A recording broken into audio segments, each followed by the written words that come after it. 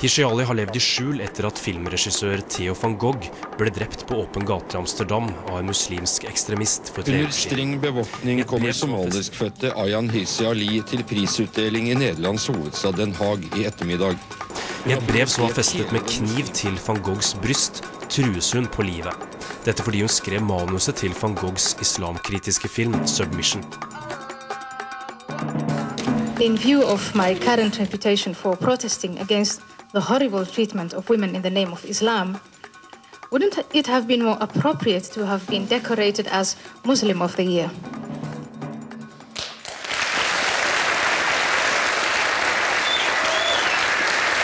Ayaan Hirsi Ali, welcome to Norway. Welcome to this studio. Thank you.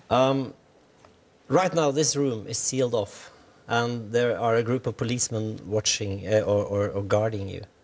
And you've had bodyguards since 2002, simply because there are so many people out there who want to kill you. How do you live with that? Well, you learn to live with that, and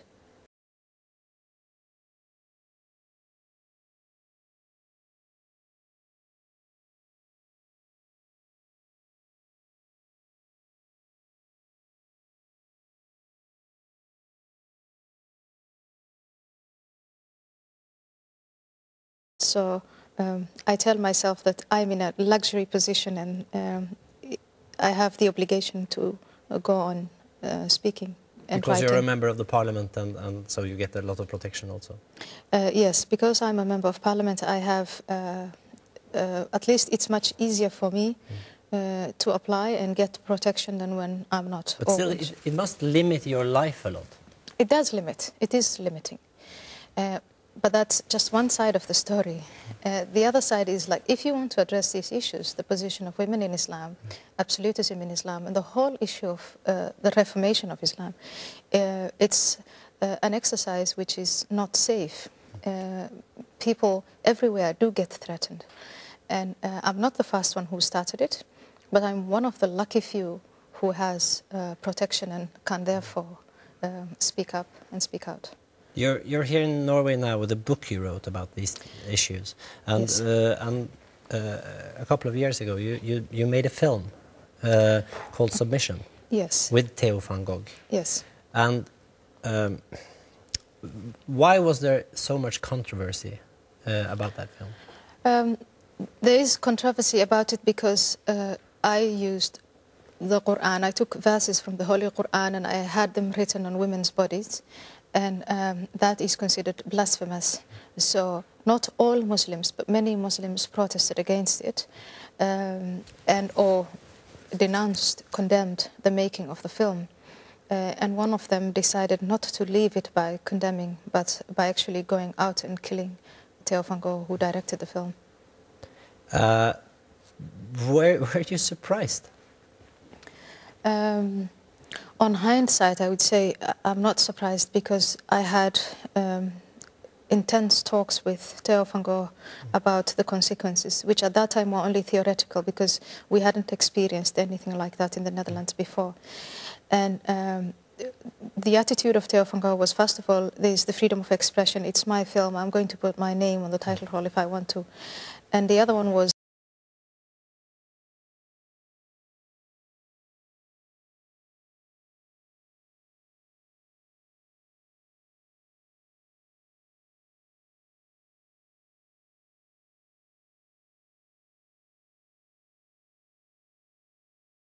with what's happening now with the cartoons, with the Norwegian and Danish publishing the cartoons, and also all the European newspapers. There is a similarity that it's the publishing of the cartoons or the drawing of the Prophet Muhammad and the writing of verses from the Holy Quran on women's bodies are seen both to be blasphemous.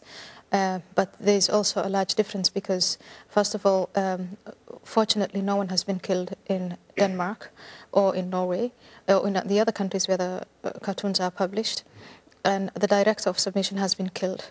On the other hand, the cartoons have led to an international diplomatic crisis and a boycott of Scandinavian goods, especially Danish goods. And Submission has not gone, in that sense, it hasn't gone beyond the borders of Holland. So in a way it's more serious? In a way it's more serious in its consequences, but there's been a human life that's taken, and I think that's more serious. I would compare this affair more to another incident in the Netherlands where I had given an interview to a paper called Trouw, and I had made remarks about the Prophet Muhammad, and that had led also to ambassadors coming to our party leader and asking him to apologize and remove me from the party, and people going to the police and filing complaints and that kind of thing. But even that, the only international component it had was that of the ambassadors of these countries, Saudi Arabia, Malaysia, Pakistan and Sudan, coming to visit the Vice Prime Minister. But it didn't lead to anything like what we are witnessing with the cartoons now. You describe Islam almost as a medieval religion. Why is that? Islam was founded in an Arab tribal culture. It was a political movement, and there were the founder, the Prophet Muhammad, started to make social rules, and in the context of that culture, a lot of that Arab tribal culture has been made divine. So in that, and it has remained stagnant from the 11th century.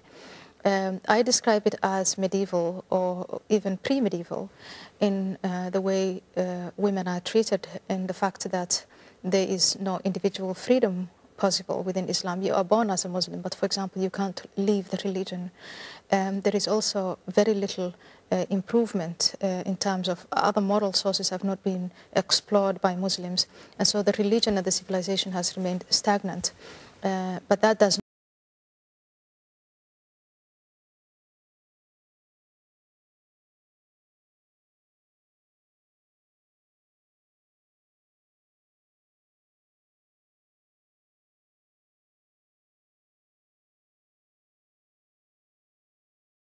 talking about the Muslims as they were one person, one Muslim, and there are 1.5 billion almost, and they are very different, and well, Islam is not one thing.